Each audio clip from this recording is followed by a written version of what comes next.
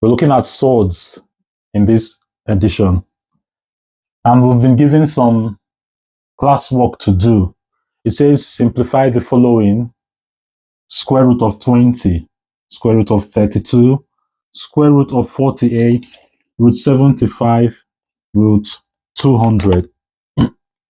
Surds are numbers that are expressed with a square root to give detailed accuracy. The reason for surds is because the numbers, they continue to reoccur and you cannot express them in fraction or in decimal points, except you have to, how do you call it now? You have to bring it to two significant figures or three significant figures. For instance, if you have 1.22345, and then it continues till the end in that manner.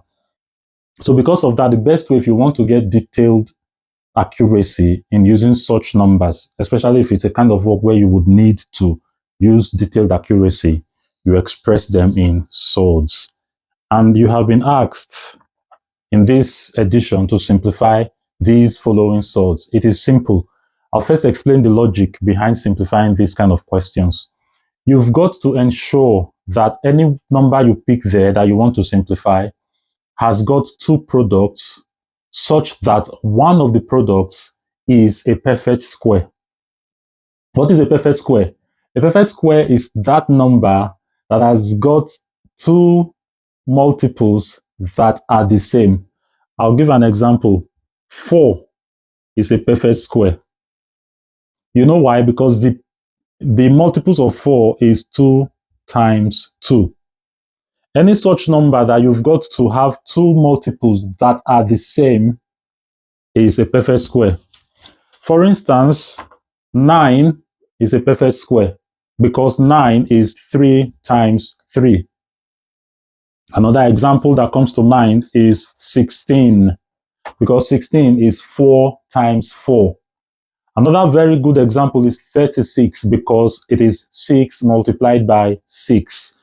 So when dealing with surds, ensure that the two products you want to use to simplify these numbers, one of them is a perfect square and the other one can be any number. That is just the logic behind it. It is simple. We'll take the first one. Like I always say, you say Solu here, Sean. It says simplify square root of 20. Now you are going to ask yourself, what are the multiples of 20? Go to your rough paper. The two multiples of 20 that first comes to mind is 2 times 10. Out of these ones, you do not have a perfect square.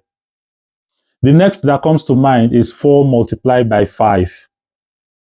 Here you've got a perfect square. 4 is a perfect square because it's got two multiples that are the same, 2 times 2. So we are going to use these two products.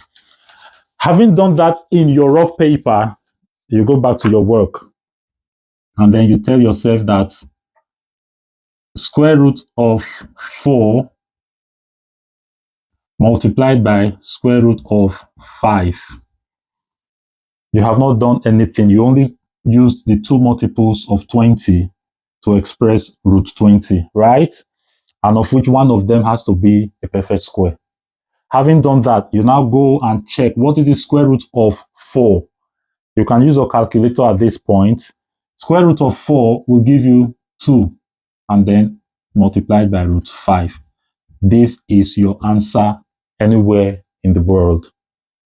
The next question says root 32. And then as usual, go back to your rough paper.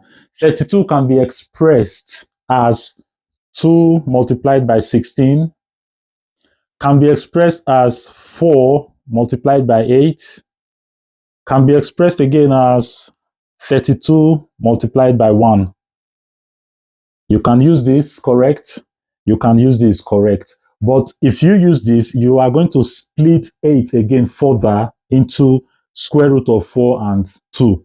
So instead of going that long route, you take the first one because it gives you a very easy access. In that way, you express square root of 32 as square root of 16 multiplied by square root of 2. Square root of 16, at this point, you could use your calculator to check it. It's going to give you 4, and that gives you 4 root 2. As simple as that. The next question, which is question number 3, says square root of 48. Then you go again to your paper, your rough paper, and check what are the products of 48 such that you have a perfect square. I'm not going to do all of that. It is going to give you square root of 16 multiplied by square root of 3.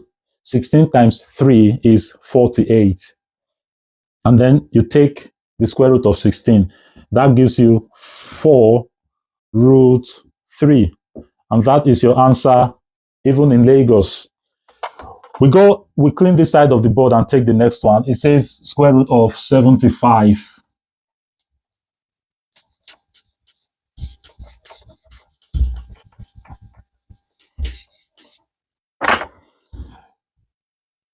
It says root 75. In your rough paper, check out the products of 75 such that one of them is a perfect square. Always have that condition at the back of your mind that when simplifying surds, you've got to ensure that you have one of those products as a perfect square. Without that, you are not solving surds. There must be a perfect square. Remember the definition of surds, numbers that are expressed in square roots, because you want detailed accuracy. These numbers, when expressed, when you take the square root, you are going to have recurring decimals. And if you express them in fraction, it cannot actually give you the exact figure you want. So it's got to come in this way. And because you want to use them for detailed accuracy, so that nothing is left to error, you've got to express them this way. So now, in working this out, you are going to use root 25 multiplied by root 3. Taking root of 25 or square root of 25 gives you 5. And then multiplied by square root 3 gives you 5 root 3. This is simple. And lastly, we are going to take the last one, which says square root of 200. Now, square root of 200. This will give you very easy square root of 100 multiplied by square root of 2.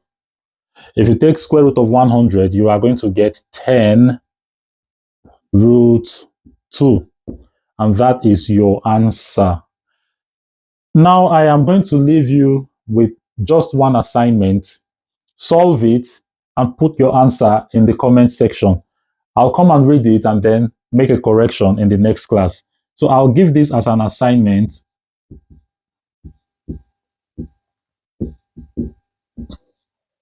Simplify square root of 150. Square root of 150. Remember the logic. The products, you have to get two products of this, or two multiples of this, so to say, such that one of the multiples is a perfect square.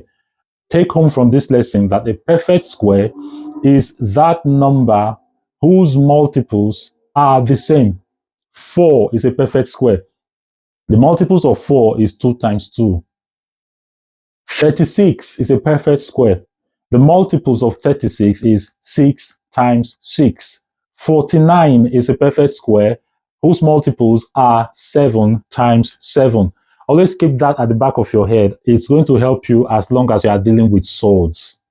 And like I said, a surd is a number that is expressed with a root sign or a square root sign because you want accurate results or detailed accuracy in that expression. So when solving this, remember that your two multiples have to have a perfect square among them. And then from there, your simplification is easy because there are so many products or multiples of 150, but you want those particular set of multiples that have got one of them as a perfect square before you can solve this. In the next class, we are going to do surds again, and then we will express such surds as a single surd, how to convert it back. We'll check all of that. Then we'll start doing addition of surds, multiplication of surds, division, subtraction of surds. We will spend, it's quite lengthy. We're going to spend some time on this topic. And then afterwards, another video for different age grades will come up again. In the meantime, I will see you in the next class. And for now, like, subscribe, and share. You may not need this topic, but there's somebody out there who needs this topic. There's somebody out there who is struggling with this topic. Maybe the person has been taught and the person was not paying attention, or the person has no, I don't know how to put, maybe liking for his or her teacher. But coming online to see it can help that person.